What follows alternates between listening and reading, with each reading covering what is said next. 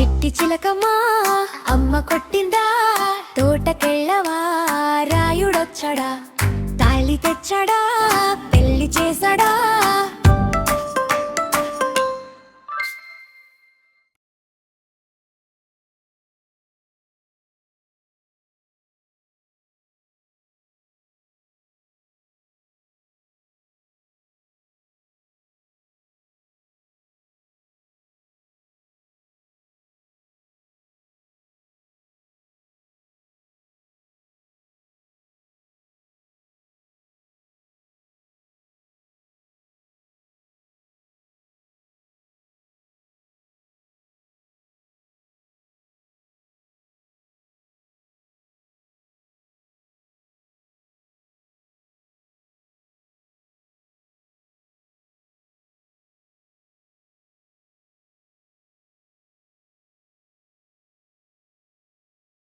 అమ్మా అమ్మా వేరే వస్తున్నారు.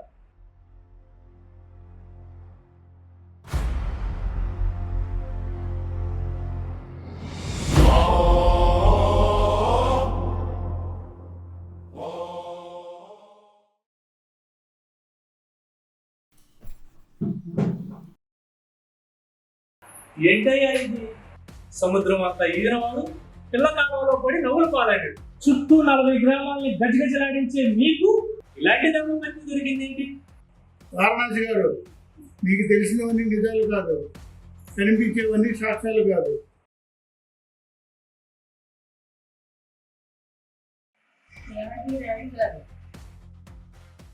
నాకు తెలియక అడుగుతున్నాను. ఊరంతా భయపడితే మిమ్మల్ని మీరు అద్దంలో చూసుకుని ఎందుకు భయపడుతూ ఉంటారు? ఏమైనా తప్పు చేశావనే భావన ఇంకేమైనా ఉందా? అద్దంలో కనిపించే ప్రతిబింబం నన్ను నాకు చూపిస్తుంది. నాలో దాగిన ఓటమి నాకు గుర్తు చేస్తుంది. చూసావా ఎలా ఉన్నావు ఈ డ్రెస్ లో? ఇది నేను కోరుకునేది.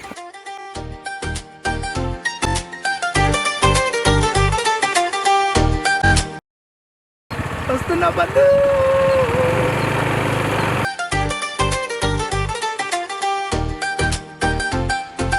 చలో చలో రాయుడా చిలిపిస్తుంటారోడా, చిలిపి చూపుల పద్మ కోసం తారాజులరా రాయుడా. అరే అర్రే పద్మరా చిలకలాంటి నవ్వురా, నువ్వు చూసే సరికి గుండె సడి అంటుందిరా.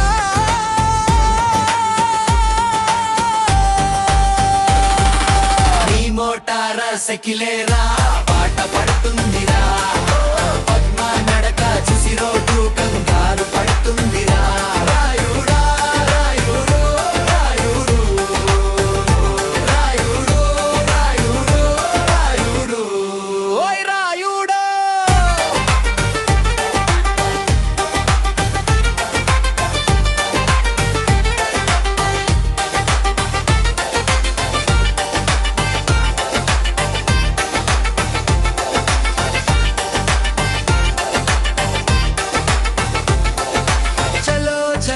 మన కథ నడవని చిటికెలో, చలో చలో పద్మ నవ్వు పడగానే వానలో. రాయుడు చెప్పే మాట పద్మ చెవిలో పడితే, లడ్డు తీపి మిసి అయి కాలులై తప్పి మీద పడితే. ఓయ్ రాయుడా ఓయ్ రాయుడు ఓయ్ రాయుడు, నీ మోటారర్ సైకిలేరా పాట పడుతుందిరా. పద్మ నడక చూసి రోడ్డు కంగారు పడుతుందిరా. రాయుడు రాయుడు రాయుడు రాయుడు రాయుడు రాయుడు ఓయ్ రాయుడు.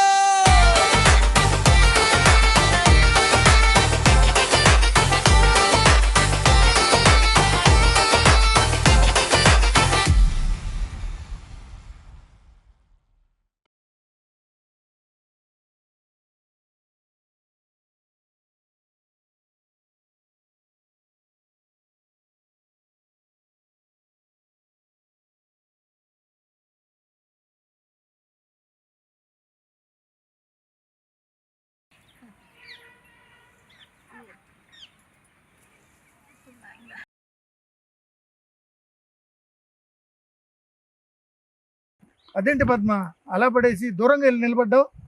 నీకు ఒక విషయం చెప్పాలి. జీవితాన్ని నడిపేది డబ్బే, కానీ ప్రేమ సంతోషాన్ని మాత్రమే ఇస్తుంది. ఏమంటావు?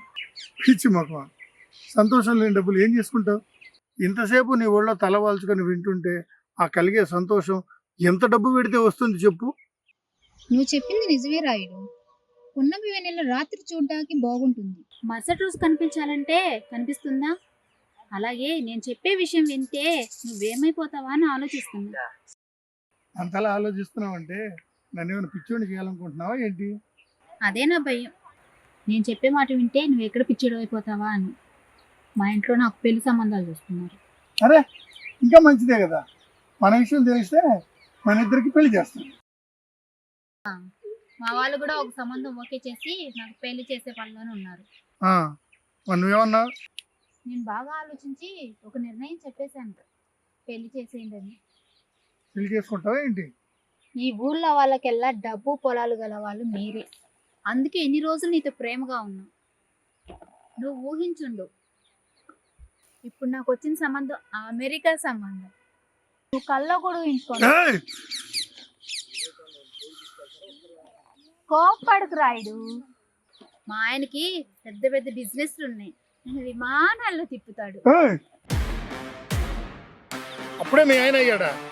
ఆ వచ్చేవాడికి చెప్పు ఈ రాయుడు దెబ్బ ఎలా ఉంటుందో అని. రే మూర్ఖుడా, నన్నే కొడతావా? ఇంతకన్నా మీ మగాళ్ళకి ఏం తెలుసు? గుర్తు పెట్టుకో, ఈ రోజు నుంచి నీ పతనం మొదలైంది. ఈ పద్మే ఏమిటని భవిష్యత్తులో చూపిస్తాను నీకు. నన్ను నాశనం చేసినా సరే నా మనసు ఎప్పుడు నిన్ను ప్రేమిస్తూనే ఉంటుంది. ఛీ!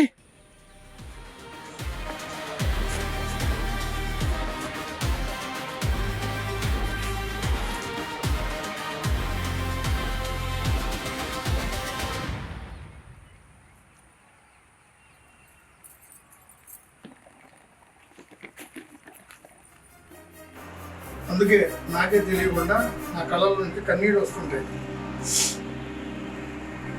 అందుకే ఆకారాన్ని చూసి మనసులో మనస్తత్వాన్ని అంచనా వేయకూడదు అనేది. ఇంత కఠినంగా ఉండే మీలో అంత సున్నితమైన మనసు ఉందంటే ఎవరైనా నమ్ముతారా? దీన్నే ఇంగ్లీష్లో ఏదో అంటారని మా పంతులు గారు చెప్పారు. Don't judge by A book its cover. అదే అదే. మీరు దరఖాస్తులు అక్కడ పెట్టి మీరు బయలుదేరండి, నేను చూసుకుంటాను. ఏదైనా మీరు గొప్పవారయ్యా. సీతమ్మను ఎవడో ఒక మాట అన్నందుకు అగ్ని ప్రవేశంతో నిప్పు లాంటిదని నిరూపించాడు ఆ రామయ్య.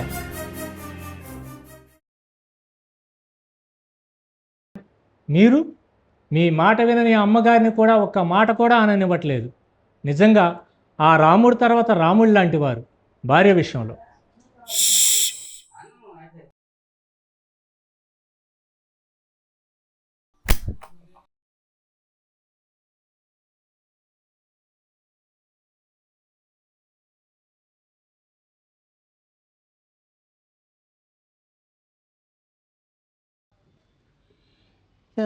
పిన్నమ్మా పాడు పిల్లాడు. ఏంది బాయా? ఏందే ఏంది బాయా అక్కడ కూర్చున్నావు? మరి ఏం చేయమంటావు? ఆయన నీకెవరున్నారు, నాకెవరున్నారు? నీకు నేను, నాకు నువ్వు తప్ప మనకెవరున్నారు? అవును. ఇదిగో బాయా, ఊళ్ళో జనం అంతా టీవీలు కతుక్కుపోయి సీరియల్ గోల్లో పడిపోయారు. మనల్ని ఎవరు పట్టించుకుంటారు? సరే కానీ బాయా, ఆ టీవీల గురించి, ఆ సీరియల్ గురించి ఒక పాట పాడరాదు? సరే సరే సరే పాడు బాయా. పాడేస్తాను. పాడు పాడు.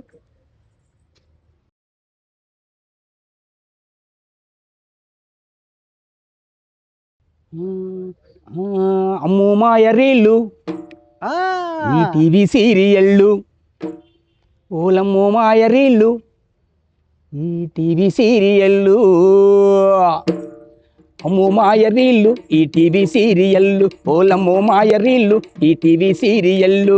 కంటికి కునుకుండదు ఇంటిలో ధ్యాస ఉండదు, కంటికి కునుకుండదు ఇంటిలో ధ్యాస ఉండదు. అమ్మో మాయరీళ్ళు ఈ టీవీ సీరియళ్ళు, ఓలమ్మో మాయరీళ్ళు ఈ టీవీ సీరియళ్ళు. వంటింట్లో తాలింపు అయ్యో మాడిపోతుంది, అవును. ఇంట్లో తాలింపు అయ్యో మాడిపోతుంది, నట్టింట్లో నా పెళ్ళం టీవీ బదలనంటుంది, వంటింట్లో కూర కాస్త పాడవుతుంది అంటే, ఓహో. వంటింట్లో కూర కాస్త పాడవుతుంది అంటే, గుమగుమలు ప్రోగ్రాము చూస్తున్నా అన్నది అయ్యో మాయరీలు ఈ టీవీ సీరియల్, అమ్మో మాయరీలు ఈ టీవీ సీరియల్. పొద్దు పొడసింది మొదలు అర్ధరాత్రి వరకు, ఆహా. పొద్దు పొడసింది మొదలు అర్ధరాత్రి వరకు, మతిలేని పేర్లతోటి గతిలేని సీరియల్లు, అన్నమైన మానుకోని ఆడపడుసులందరూ, ఆహా. అన్నమైన మానుకోని ఆడపడుసులందరూ టీవీ సెట్ ముందు సెటిల్ అయిపోతుండ్రు. అమ్మో మాయరీలు ఈ టీవీ సీరియల్, అమ్మో మాయరీలు ఈ టీవీ సీరియల్. ఇయ్యాళ్ళు ఇయ్యాళ్ళు సంటోని ఏడుపేమ ఒక పక్క, ఇయ్యాళ్ళు సంటోని ఏడుపేమ ఒక పక్క, వదనమ్మ సీరియల్లు టీవీలో ఈ పక్క, ఇయ్యాళ్ళు సంటోని ఏడుపేమ ఒక పక్క, వదనమ్మ ఏడుపేమో టీవీలో ఈ పక్క, సంటోని ఏడుపుకి పాల డబ్బాలు, ఓహో. సంటోని ఏడుపుకి పాల డబ్బాలు, వదినమ్మ ఏడుపుకి ఈమె కన్నీళ్ళు, అమ్మో మాయరీళ్ళు ఈ టీవీ సీరియల్, అమ్మో మాయరీళ్ళు ఈ టీవీ సీరియల్. అయ్యగారు అబ్బా. అయ్యగారు అత్రంగా వార్తలు చూడాలంటాడు, అయ్యగారు అత్రంగా వార్తలు చూడాలంటాడు, అమ్మగారు మనసేమో సీరియల్ మీద ఉంటుంది. అవును. పొరపాటును ఛానలే, అబాబాబా. పొరపాటును ఛానలే మార్చినాడా, పొరపాటున ఛానలే మార్చినాడా, కంచానికి మంచానికి పస్తు పెట్టి సంపుతుంది, అమ్మో మాయరీళ్ళు ఈ టీవీ సీరియల్, ఓలమ్మో మాయరీళ్ళు ఈ టీవీ సీరియల్, అమ్మో మాయరీళ్ళు ఈ టీవీ సీరియల్, ఓలమ్మో మాయరీళ్ళు ఈ టీవీ సీరియల్, అమ్మో మాయరీళ్ళు ఈ టీవీ సీరియల్, ఓలమ్మో మాయరీళ్ళు ఈ టీవీ సీరియల్. అబ్బా ఎంత బాగా పాడావు బావా.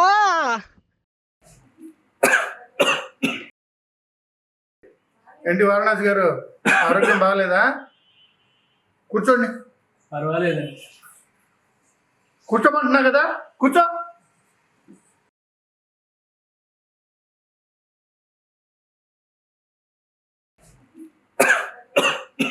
మీరు కోపడమంటే ఒక మాట చెప్తాను. చెప్పండి. నా అనుభవంతో ఒక మాట చెప్తాను, వినండి రాయుడు గారు. అయ్యో, మీ మాట కాదన్నానా? సంకోచించకుండా చెప్పండి. మీరు ఈ మధ్య కోపం ఎక్కువగా చూపిస్తున్నారు. ఆ కోపం వల్ల ఒకే అక్షరం కలిగిన ఇద్దరు జీవితాలు తారుమారయ్యాయి. కోపం వల్ల ఇద్దరు జీవితాలు నాశనం అయ్యాయి. ఎవరండి వాళ్ళు? ఇప్పుడు వరకు ఎవరు ఎవరితో చెప్పని ఒక విషయం మీకు నేను చెప్తున్నాను. కోపం ఒకరిని మూర్ఖుల్ని చేస్తుంది, మరొకరిని మహనీయుల్ని చేస్తుంది. అదేలా? చెల్లి ముక్కు చెవులు కోశాడని కోపంతో మూర్ఖుడయ్యాడు రావణాసురుడు.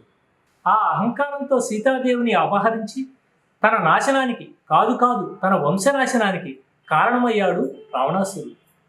అలాగే ఒంటరిగా ఉన్న స్త్రీని వికృత బుద్ధితో తీసుకెళ్లాడని రాముడు కోపంతో సప్త సముద్రాలు దాటి ఆ రావణాసురుడి మరణాన్ని శాసించాడు. అలా పరస్త్రీని తాగితే ఎవడైనా సరే బుద్ధి చెప్పాలని ఆ నీతిని మనకు అందించాడు మన శ్రీరామచంద్ర ప్రభు. మీరు అలాగే రాయుడు గారు, కోపంలోనూ తెగింపులోనూ బలంలోనూ ఈ ఊరు వారిని మంచిగా చూసుకుంటున్నాం. ఆరోగ్యం బాగాలేనప్పుడు ఎందుకండి మీరు రావటం? మీ అబ్బాయిని పంపించవచ్చు కదా. రేపు అట్టిగా లెక్కింపు ఉంది, మీ అబ్బాయిని పంపించండి. మీరు రాకండి. మీ కుటుంబానికి ఏం కావాలో అన్నీ నేను చూసుకుంటాను. ఎదుటివారి కష్టం చెప్పకుండానే పసిగట్టే మీరు 10 కాలాల పాటు చల్లగా ఉండాలయ్యా. చేయండి ఆ గెల సరి చేయండి. సరిగ్గా పోయింది అది. ఏ బాబు పళ్ళు రాలిపోతుంది చుట్టూ.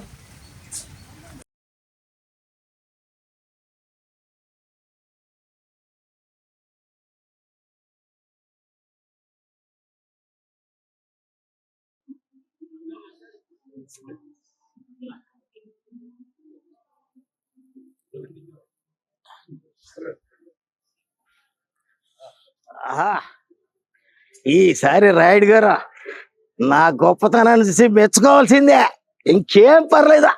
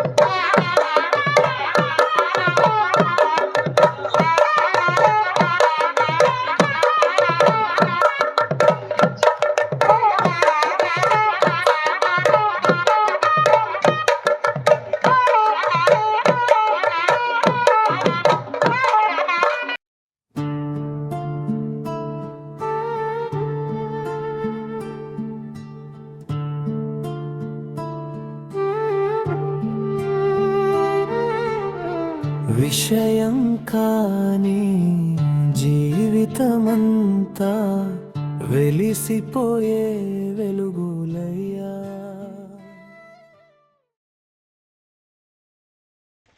ఎందుకు జగదీష్ అలా చేసావు? కసాయవాడు మేక తల నరికినట్టు నా మెల్లో తాళి కట్టు. అక్కడ నేను కాకుంటే ఇంకెవరైనా నేను మెళ్ళు తాళి కట్టి ఉండేవాళ్ళు. ఎందుకంటే మన ఊరికి రాయుడి మాట శాసనం లాంటిది. ఆగు, నేను చెప్పవలసింది ఇంకా ఉంది. తాళి కట్టినంత మాత్రం భర్త హోదా నేను తీసుకోను. నీ ఇష్టానికి కానీ నీ స్వేచ్ఛకు కానీ నేను ఎప్పుడు అడ్డురాను. నువ్వు ఇప్పటివరకు ఎలాగైతే ఉన్నావో అలాగే ఉండు. అలా ఉండేలా మా ఇంట్లో వాళ్ళతోటి నేను ఒప్పించుకుంటాను.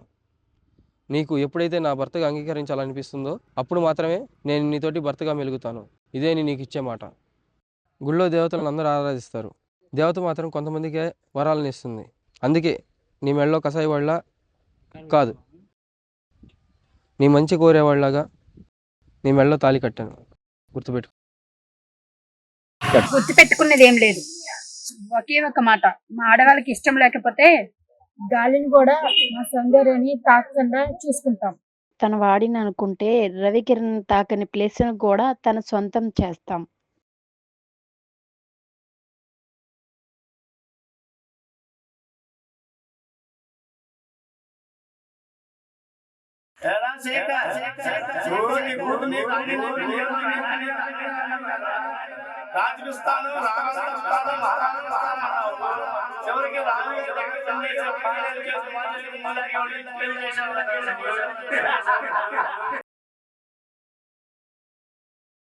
ఎలా పెంచాను నా కూతుర్ని, ఎలా చూడాలనుకున్నాను నా కూతుర్ని, చివరికి నా చేతుల మీదుగా నా కూతురు జీవితాన్ని నాశనం చేశావు. రాయుడు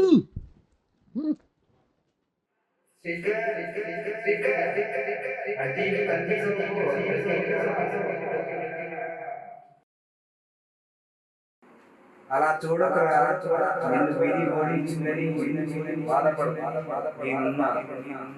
అంటే బలం బలగం ఉన్నవాడు విధిని ఓడించగలడు. నాలాంటి వాడు విధి చేతిలో ఓడిపోవాల్సిందేనా? రే పిచ్చోడా, సర్వం సృష్టించగలిగిన శివుడే శని తనను పట్టకూడదని చెట్టు తొర్రలోకి వెళ్ళి దాక్కున్నా. అలాంటిది నువ్వెంత, మీ రాయుడెంత?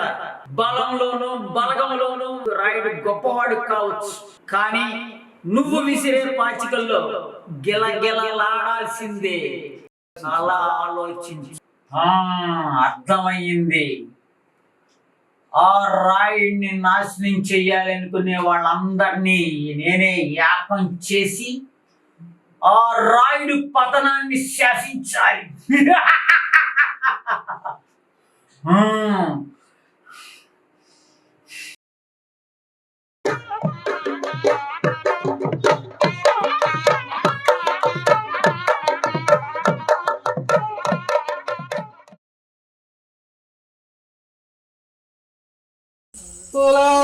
పూలు అమ్మలు అక్కడ అందరూ ఒకసారి చేరారే. అక్కడ పూలు తీసుకో.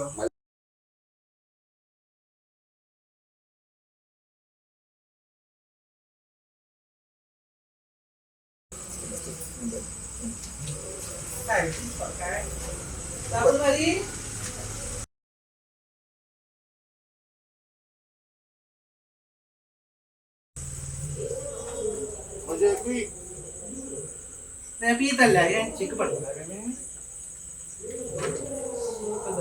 నీకెందుకు అక్కాయ్ చూసిపోతున్నా ఏమనుకోవా రేపు ఈ డబ్బులు సరే వస్తా ఎవరెవరికి ఇచ్చాను గుర్తుపెట్టుకోరు రేపు ఈ నమ్మ డబ్బులు నాకు అసలు వేరాలి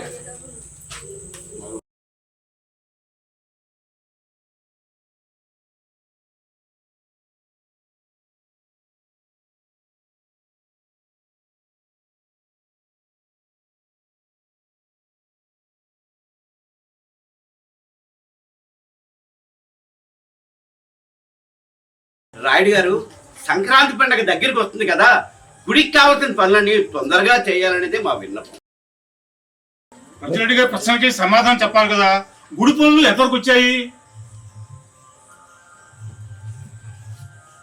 మంత్రులు గారు, అయ్యా అయ్యా ఇలా రండి. అయ్యా అయ్యా, దండాలయ్యా మహాప్రభు. మీకు అప్పచెప్పిన గుడి పనులన్నీ ఎంతవరకు వచ్చాయి? పండుగ పనులన్నీ దగ్గరుండే చూసుకుంటున్నారు కదా? అన్ని దగ్గరుండే చూసుకుంటున్నానయ్యా.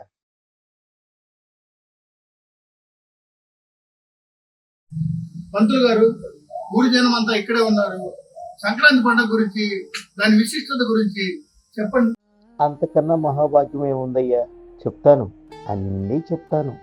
రాయుడు గారు, మన సంక్రాంతి గురించి బొత్తిగా ఒక అవగాహన ఎక్కడ పోయిందండి. అందుకే మన గ్రామ ప్రజలకు సంక్రాంతి గురించి చెప్తామని ముందుకు వచ్చానండి. గ్రామ ప్రజలకు, అలాగే మన భూపతి రాయుడు గారికి నాకు ఈ అవకాశం ఇచ్చినందుకు ధన్యవాదములు. నిజంగా సంక్రాంతి పండుగ గురించి 2 ముక్కల్లో చెప్పాలని నిర్ణయించుకున్నా. సూర్య భగవానుడు ఒక్కొక్క రాశి నుండి మరొక రాశికి మారుతూ చివరిగా మకర రాశికి వచ్చినప్పుడు మనమంతా మకర సంక్రాంతి జరుపుకుంటాం. సమయంలోని ఉత్తరాయణం పుణ్యకాలం కూడా మొదలవుతుంది.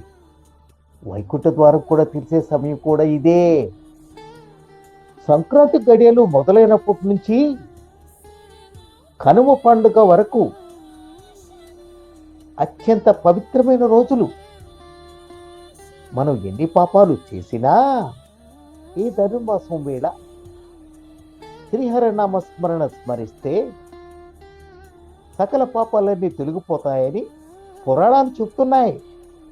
అందుకే ప్రతి ఇంట్లో ఆ శ్రీవారిని, తిరుపయ్యను స్మరిస్తూ సంతోషపడదాం. ఆ దేవదేవుడైన సూర్య భగవానుణ్ణి సంక్రాంతి వేళ పూజించటం వలన సుఖ సంతోషాన్ని అనుగ్రహిస్తాడు. ధనుర్మాసం మొదటి నుంచి ఆచరించే వ్రతాన్ని మాంగళ్య వ్రతం అంటారు. కాలాన్ని బట్టి పౌరమానం, చంద్రమానం అంటూ 2 రకాలుగా విభజించారు. సూర్యుడు ధనస్సులో ప్రవేశించిన వేళ దీనినే మనం ధనుర్మాసంగా జరుపుకుంటాం.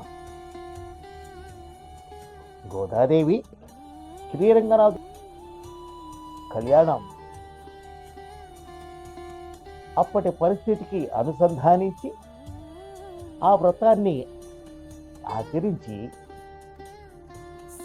మకర సంక్రాంతికి ఒకరోజు ముందే శ్రీహరిలో విలీనమైందని పురాణాలు చెప్తున్నాయి. కలిసి ఉంటే కలదు సుఖమని అర్థం. అప్పుడే ఆధునిక సామాజిక స్పృహ కలిగిన ఆలోచన చేసింది మన గోదావరి. ఆమె బాటలోనే కార్యక్రమాలన్నీ చేసుకుంటున్నాం. తెలుగు ప్రజలకు సంక్రాంతి పండుగ అంటే అందరికీ, మనందరికీ సంబరమే. ఈ సంబరం వెనుక ఖగోళ, జ్యోతిష్య, సంబంధం ఎన్నెన్నో ఇమిడి ఉన్నాయి. ధనుర్మాసం నెల రోజుల నుంచి వైష్ణవులకు ఎంతో పవిత్రమైన రోజులని శాస్త్రాలు చెబుతున్నాయి. కొందరు మన సాంప్రదాయాన్ని పనిగట్టుకొని కావాలని తప్పుడు దారిలో ప్రచారం చేస్తున్నారు. ఓరమ్మా ఇంత కథ ఉందన్నమాట. ఈ దొంగ సచిన వాళ్ళకి ఆ విషయం తెలియక పండగలన్నీ నాశనం చేస్తున్నారు. అవును నిజమే, వాడు చెప్పేది నిజమే. మన దేశంలో గర్వించదగ్గ పండుగల్లో సంక్రాంతి ఒకటే. పండుగ గురించి పంతులు గారు ఎంత గొప్పగానో చెప్పారు. అయ్యా, గుడికి వచ్చే మా ఆడవాళ్ళకి కొన్ని సమస్యలు ఉన్నాయయ్యా, అది మీరే పరిస్థితి. గుడికి సంబంధించి ఏమైనా మిగులుంటే ఇంటికి వచ్చి అడిగి తీసుకెళ్ళండి. అలాగే అయ్యా. ఉంటా.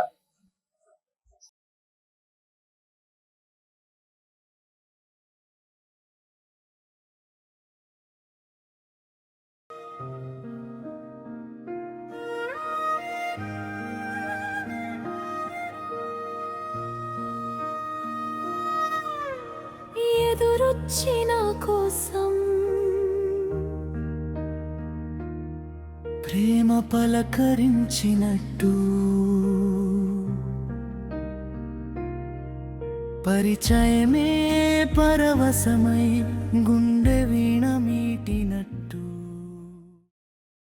రమ్మని చెప్పే కదా, త్వరగా వస్తే బాగుండు.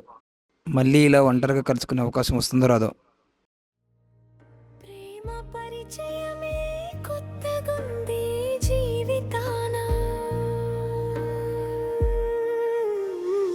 నింగి పూల కొమ్మకు నెలవంకే పూసినట్టు అందనంత ఎత్తు నుండి నా కోసం దిగినట్టు. ఎందుకు ఇలా రమ్మన్నాను? ఎవరన్నా చూస్తే బాగుంటుందా? అది నాకు తెలుసులే. వెలలోనా రాగమై పలికింది గుండెలోనా. శశి, ఆకాశం వైపు చూడు, వెన్నెల్లో చందమామ అచ్చం నీలానే ఉంది కదా. ఈ రోజు నేను చూస్తుంటే నా మనసులో తెలియని ఫీలింగ్ కలుగుతుంది. అది పట్టించుకుంటే చాలా సిగ్గుగా ఉంది. అయ్యో మీ సిగ్గుపడ మాకు చచ్చిపోవాలను. త్వరగా చెప్తే వెళ్ళాలి. ఏం లేదులే, నేను చూడాలనిపించింది, మీతో మాట్లాడాలనిపించింది, అందుకే. మాకు అలాగే ఉంది, కానీ మన విషయం ఇంట్లో తెలిస్తే బ్రహ్మాండం బద్దలైపోయింది. నాకు ఇప్పటికీ అర్థం కాని విషయం ఏంటంటే, ప్రేమించే వయసులో ధైర్యం ఉండదు, ధైర్యం ఉన్న వయసులో ప్రేమించాలనే మనసు ఉండదు, కేవలం వాంఛ మాత్రమే ఉంటుంది. అది నిజమే. అసలు ఎందుకే ఆ అమృతమే అనురాగముతో నువ్వు నవ్వితే రతి సుందరిలో దరి చేరితే అబ్బో, అబ్బాయికి మామూలుగా లేదా? ఇప్పుడు నేను చెలరేగిపోయి యవ్వనమే మగ కోరికతో మాట్లాడితే కొన చూపులతో నన్ను తాకితే. ఇంకేమన్నా ఉందా? ఇక చాలు, వెళ్దాం. అన్నీ తెలుసు మీ ఆడవాళ్ళకి, కానీ హద్దులు పెట్టి ఆంక్షలు విధిస్తారు. ఆ హద్దులు ఉన్నాయి కాబట్టే ఈ విరహంలో కలిగే ప్రేమ నిన్ను నన్ను కలిపింది. అబ్బబ్బా, సూపరే. ఐ లవ్ యూ బంగారం. ఇంకొంచెం సేపు ఉందాం, ఆ అరుంధతి నక్షత్రాన్ని చూసి అలా ఆనందపడదాం.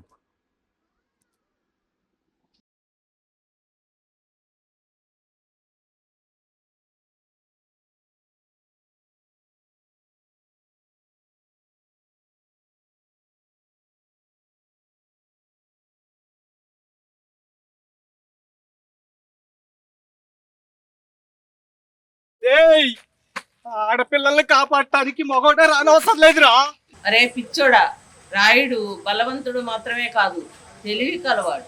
అందుకే శత్రువుని జయించాలంటే వాడి దగ్గరగా ఉండాలనేది. కుట్రపన్ని రాయుడు గారిని చంపాలనుకుంటున్నారు. ఎవరు రాని చంపేది? రుద్రా!